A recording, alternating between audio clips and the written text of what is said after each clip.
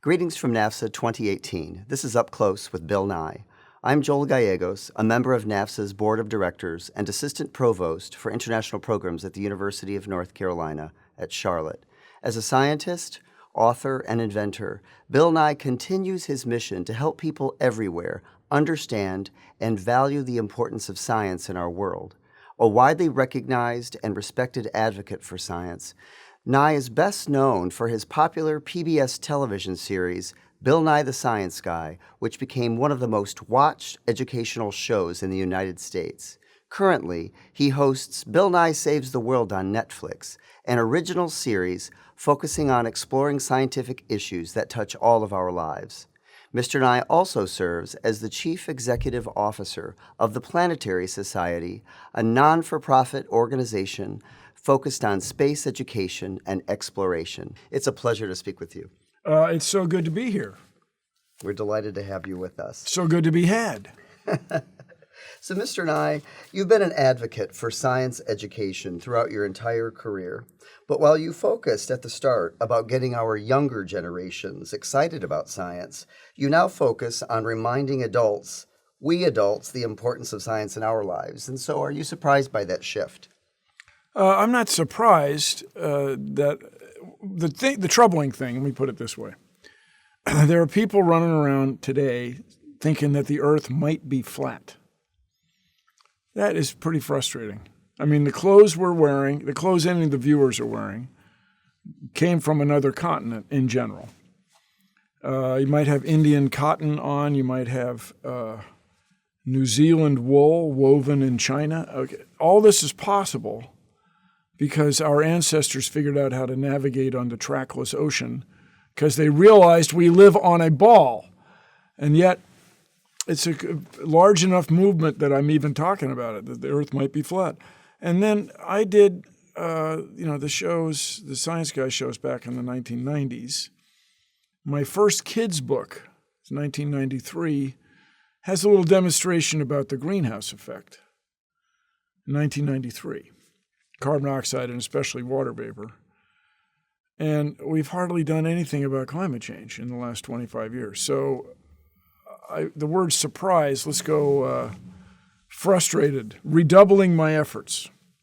Well, if I could follow up with that point, in recent years, certainly, we all know that you've really focused on the importance of addressing climate change on our planet. And so what needs to be done now? What can we do to ensure our planet's health for the next generation? Well, I say all the time, if we were talking about climate change the way we're talking about other important issues, what went on in Ferguson, Missouri, or Baltimore, or Charlottesville, we'd be getting it done.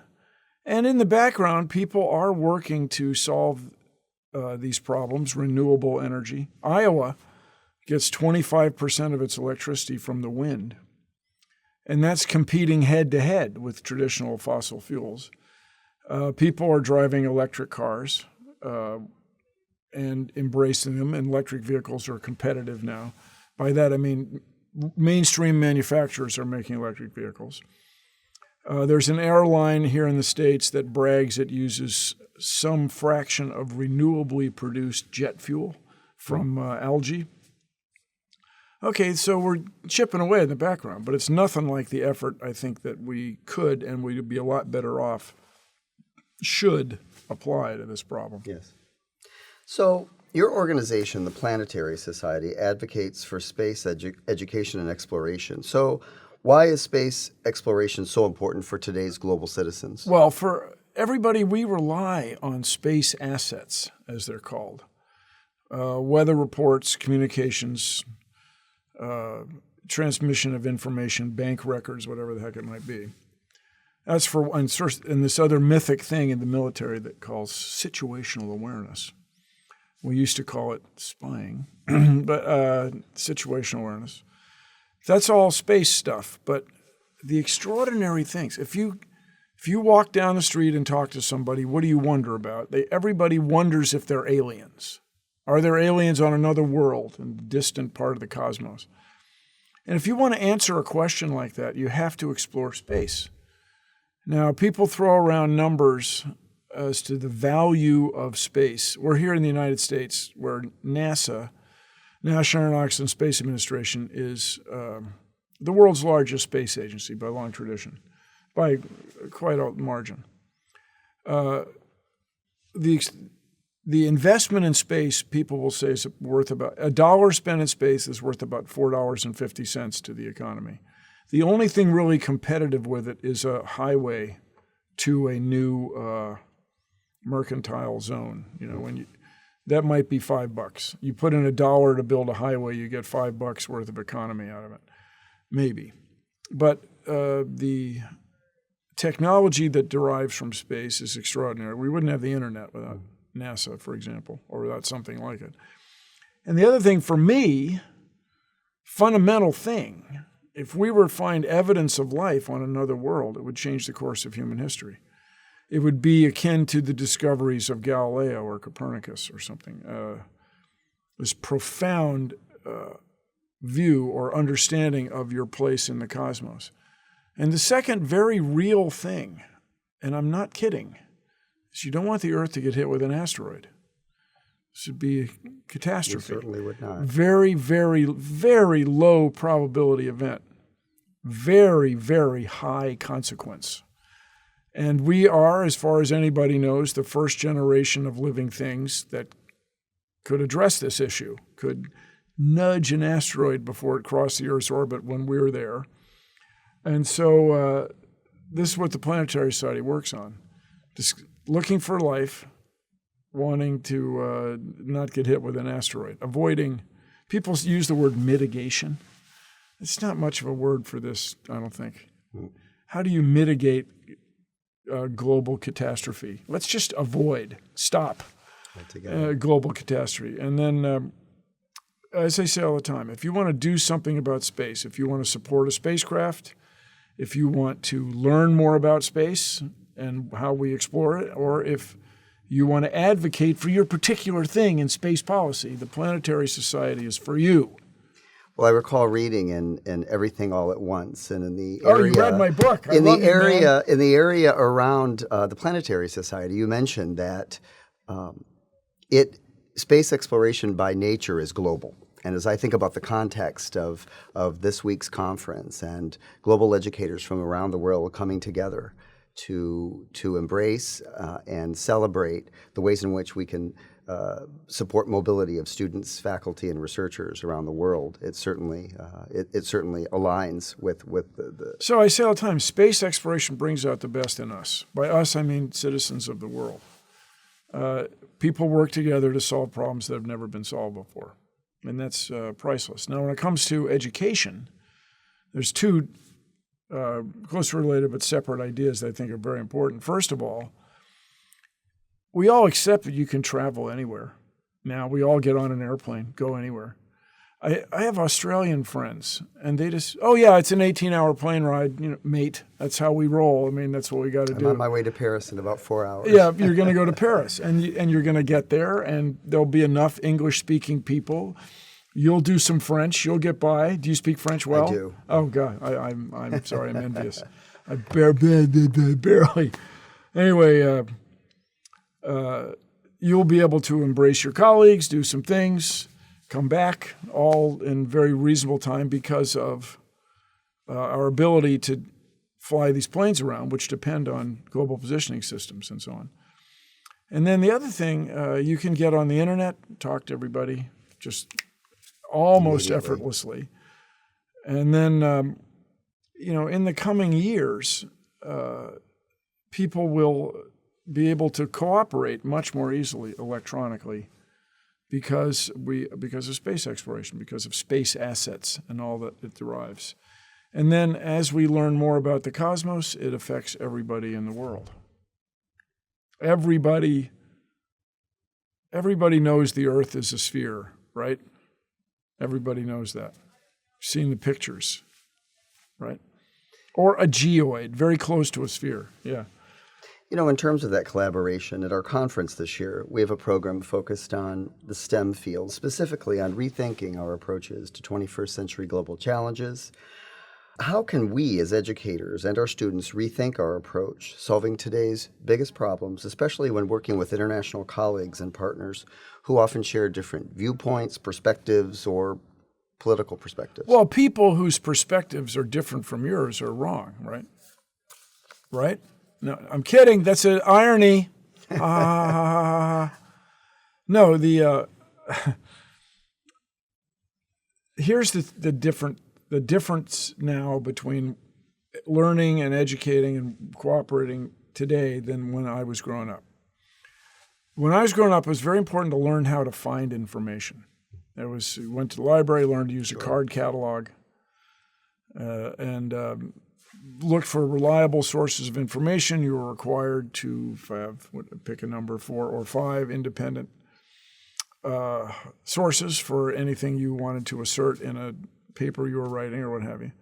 But now finding information is like that. Immediate. The difficulty is in sorting out the bad from the good. The earth is not flat, for example. A presidential candidate did not have a child trafficking ring in a pizza restaurant near the White House in the U.S. That didn't happen. You got to learn to sort these things out, and it's a different skill. And I think it's more important than ever as the world comes together because I've been to Africa just a couple times. I'm not an expert or anything. But it's, by way of example, you can meet people who have long traditions of superstition, long traditions of anecdotes based on, or creation myths that are unscientific, that are provably not true. But getting those people in the developing world and, mean-spirited or contrarians in the developed world to evaluate evidence properly is the new challenge. Well, that was the perfect segue into my next question. You've suggested that for the U.S. to remain globally competitive, it must be open to new ideas, many of which comes from scientific research. And so how can we as educators best communicate and convey the importance of evidence-based information? Well, first of all, as an educator, we want science every day in every grade, from preschool through high school. And then every liberal arts institution, no matter what it is, should have, in my opinion, some science requirements, especially the history of science and what you might call the philosophy, what we used to call natural philosophy, where this process of reason, that you can understand the world, that you can discover scientifically provable facts and features of the world, and that science, or the body of knowledge of science, is always changing. And so you got to learn why it changes. Why do we change our views of certain of the cosmos and our place within it, of the chances that there are life on Mars, that people used to think there were canals of water, and they're not canals of water, by way of example. And then the efficacy of vaccines and public policies based on research and provable understandings rather than anecdote and opinion. You mentioned research. As we think about our group here this week in Philadelphia, what are your thoughts on the values and impact that international students and scholars have who work or study at our universities in the United States? Well, the more you travel, the more you learn about the world. I mean, the more you experience other cultures, the more you learn about the world. Now, when you mention the United States, I think I will claim, this is not an extraordinary claim, that the one thing the United States does export by accident is its culture. Our U.S. culture goes everywhere. Mickey Mouse is in China, for crying out loud. McDonald's is worldwide. I'm not saying that's good or bad. I'm saying that's just a feature. And so having people exposed to where that all starts, I think, is of great value. And they can evaluate it for themselves.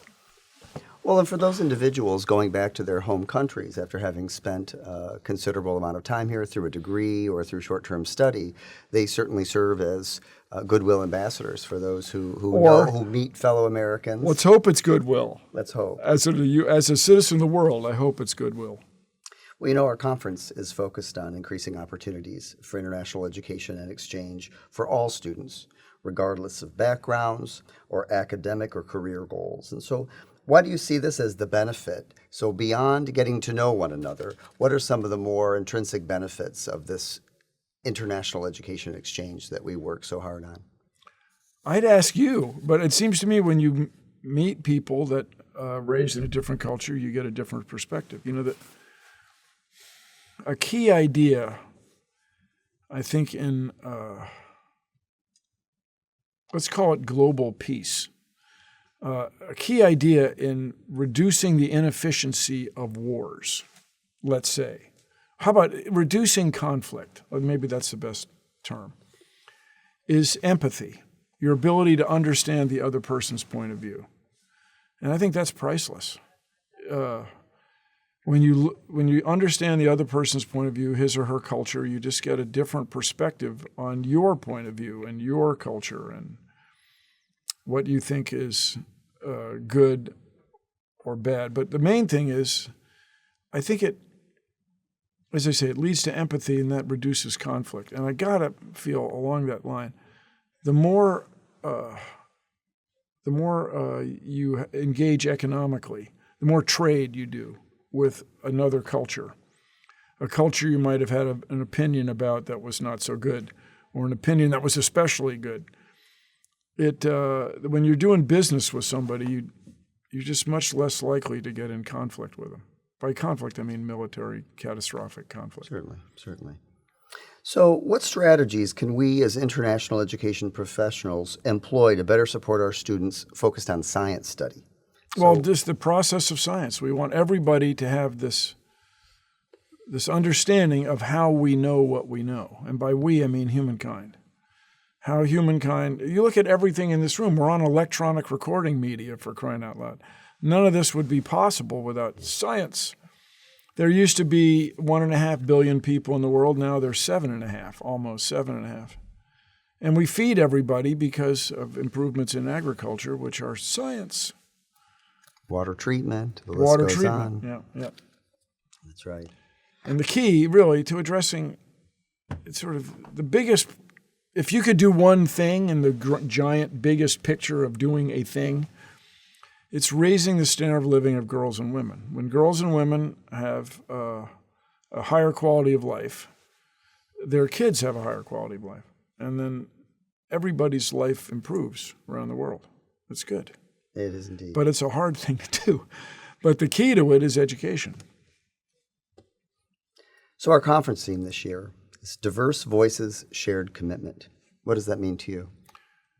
Well, my big thing nowadays is, speaking of space exploration, when you look at the Earth from space, there is no alternative. I mean, this is it. The Earth is the only place you're going to live. There's the extraordinary ideas you're going to go live on Mars. Okay. You're going to be living in a dome, and when you go outside, you're going to put on a spacesuit, which is just a smaller dome. You're never going to, it's not a place you're going to go live any more than Antarctica is. We have people in Antarctica doing very important research, but you don't go there to raise your family. There's no playgrounds with swing sets and so on. So I want humankind, I want everybody to think of the Earth as our house. And if you own a house, and I know many young people don't have an opportunity to own a house yet, but they very well may someday, you got to maintain the roof. You got to maintain the air conditioning, heating, ventilation, heating system. You got to paint it now and then. You got to seal up the cracks. You got to bring in groceries. You got to take out trash. You got to do all these things. And so if we think of the Earth as our house, we are the dominant species here. There's nobody else. I mean, I have spoken with dogs at length, but they're not running the show. Right. Humans are. So my best friends are dogs, and I think they have great ideas, but it's not the same as humans. So I want us to look at the world as that we're in charge. We are going to make decisions globally that affect everybody, raising the standard of living of everybody. It's different from, well, it's natural, so I don't want to touch it. It's natural, so leave me out of it. I mean, even that we have a national park in any country is a result of humans deciding to leave that alone rather than. And a big insight, everybody, just keep in mind, farming is not natural. If you stop farming, the land or aquacultural enclosure goes back to being what it was. And I use that only as an example. So you have to manage your farming practices. You have to manage your urban practices, your hardscape. You have to manage your transportation. You got to think about it globally. And I absolutely am not advocating for a centralized government that has proven ineffective. But instead, you want everyone in the world to share this idea that this is our house. This is it. This is all you get. And we need to take care of it. Well, I greatly appreciate your perspective and encouraging us all to be the change that we would like to see in the world. So thank you again for joining us this afternoon, Mr. Nye. Let's change the world, peoples.